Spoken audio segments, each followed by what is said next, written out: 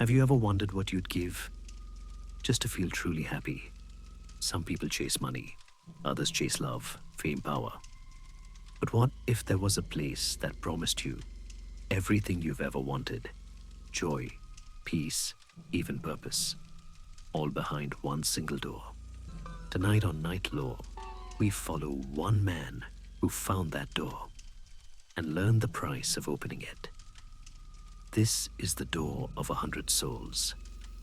Listen closely, because once you hear the knocking, you can never unhear it. I used to think I had life all figured out. A stable job just outside Chicago, a modest house with a cracked driveway, a wife who laughed at my stupid jokes, and a daughter who always left her sneakers by the front door, no matter how many times I told her not to. Everything was simple, peaceful, and maybe that was the problem. Because even when I looked at my family and felt proud, a quiet ache sat somewhere deep inside me, a whisper that asked, is this really it? It wasn't unhappiness, more like a missing piece I couldn't name. I didn't realize that question would destroy everything I loved. It started on a late drive home from a business trip, a stretch of highway between two cities, miles of nothing but dark fields and static on the radio. That was when I realized I desperately needed to use the bathroom. Not the easy kind. The kind that makes you start sweating at every red light. There were no gas stations, no rest stops, just emptiness. Until I saw it, a faint amber glow in the distance, standing out against the black horizon. A building, small square lights on inside. Relief flooded me. I pulled off the road and parked beside a few other cars. There was music coming from within, muffled but lively. Some kind of gathering. I knocked, no answer. The sound inside drowned me out. So I pushed the door open. The music stopped. Dozens of eyes turned toward me. Every single face, old grey, lined with years. A room full of strangers, frozen mid-celebration. In the corner, an ornate wooden door glowed faintly from the cracks along its frame. And beneath the silence, I heard it a soft, rhythmic thump-thump, like a heartbeat echoing from behind that door. I remember thinking how beautiful it sounded. A tall man in a clean black suit stepped forward. His smile was practiced polite. "Welcome," he said. "Are you a new applicant to the club?" "Oh no," I stammered. "Just passing through. I really need a restroom." His smile faltered for a second, then returned. "Of course. Right this way." While I washed my hands afterward, the noise started up again. Cheers, clapping joy, so intense, it felt unreal. When I came back, a man stepped out through that glowing door.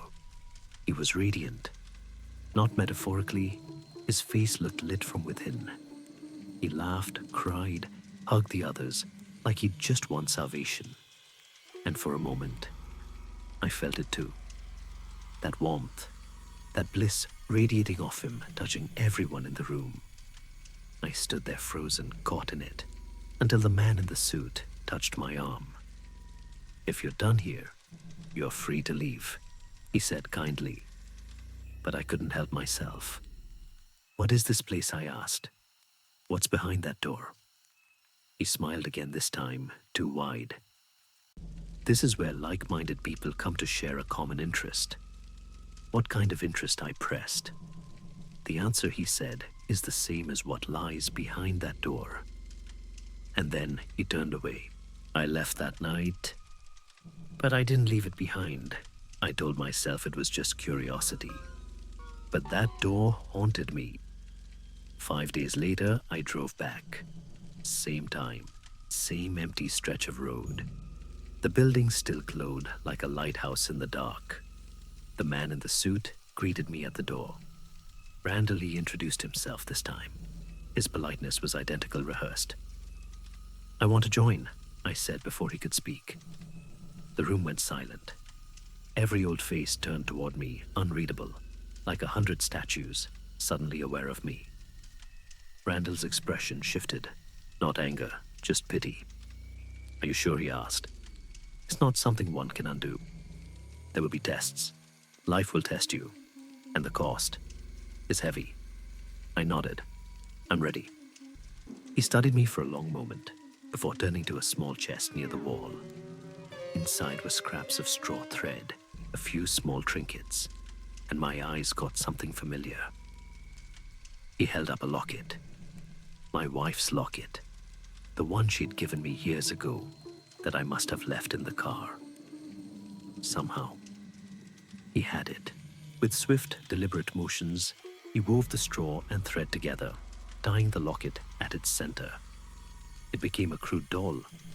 He pressed it into my hands, but didn't let go. "Do not lose it," he said softly. "Keep it close at all times. And remember, the first test is loss." He released his grip. The doll was warm. It began almost immediately. My wife started feeling tired, then sick. The doctors couldn't pronounce the name of whatever she had. Some kind of degenerative failure. No cure, no cause, just inevitable decline. I spent nights by her hospital bed, holding that little straw doll in my pocket. I told myself it was coincidence. It had to be. When she passed, I thought I'd already lived the worst moment of my life. Then the police arrived. They told me my daughter had been in a crash on her way to the hospital. She was driving too fast, ran a red light, hit by a truck, dead on impact. I remember the world going silent. Not quiet silent, like everything in it had been switched off. Then I felt heat in my pocket. I pulled the doll out. It was black and smoking. And then it disintegrated into ash, right there in my hand. That was when I knew. The club had taken everything from me. I went back broken. Randall didn't look surprised. He simply nodded. "The first test is complete," he said. "You endured loss. Now comes the second, 100 lives from 100 cities." I laughed. I thought it was a joke. But he only placed a knife in my palm, cool, heavy, deliberate. Before I could react, one of the older members stepped forward, smiling serenely. "Don't worry," he said. "The first one's free." Then he pushed my hand and the knife into his own chest. The shock rooted me in place as he collapsed, bleeding, still smiling. Applause filled the room, genuine, thunderous applause. I ran. For days I drove without stopping. But no matter how far I went, the thought stuck. I had already killed someone. And if it truly was a test, then what would happen if I refused to finish it? It started small, an accident, a shove too hard, a stranger who didn't wake up. Then it became routine.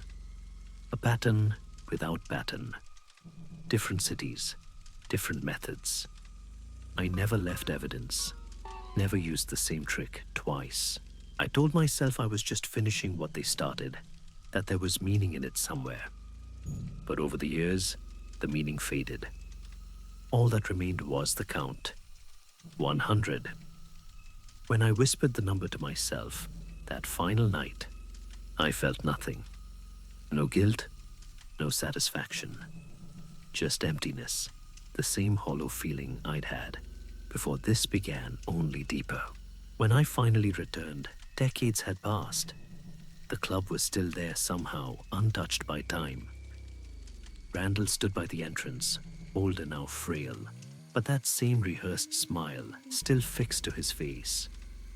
"You've come back," he said, "and you've completed it." He didn't ask how he knew. He simply knew. Inside the crowd, different faces, yet the same expressions moved in perfect order. Randall gestured toward the glowing door. Its light was no longer amber. It was pure white, pulsing softly, like a living thing. "Are you ready?" he asked. I nodded. The door opened. The light swallowed everything. For a moment, I saw something inside. Shapes, maybe memories, maybe more. And then, warmth. Endless, boundless warmth. When I stepped out again, everyone cheered. They looked at me like I was reborn. And maybe I was. Because in that moment, every sorrow, every memory, every trace of who I'd been gone, I felt complete. Randall smiled at me one last time, so he said, "Was it worth it?" I smiled back. "More than worth it." He nodded, satisfied, and turned to prepare for the next ceremony. I should end the story there. But there's one last thing. If you're ever driving a lonely highway at night and you see a small building glowing faintly in the dark, keep going. Don't stop. Don't knock. And if someone asks whether you're a new applicant, say no and drive. Because once you see the door, you'll never stop wondering what's behind it. And some questions aren't meant to be answered. Happiness. It's such a simple word, isn't it? We spend our lives chasing it, building, working, sacrificing, just to touch it for a second. But for some, that second costs a lifetime. If you ever find yourself on an empty road with a building glowing faintly in the dark, don't stop. And if you do remember this story, because not every light in the darkness means salvation. Sometimes it's a warning. Thank you for listening to NightLore. If you enjoyed tonight's confession, leave a light on, and I'll find you again in the next story.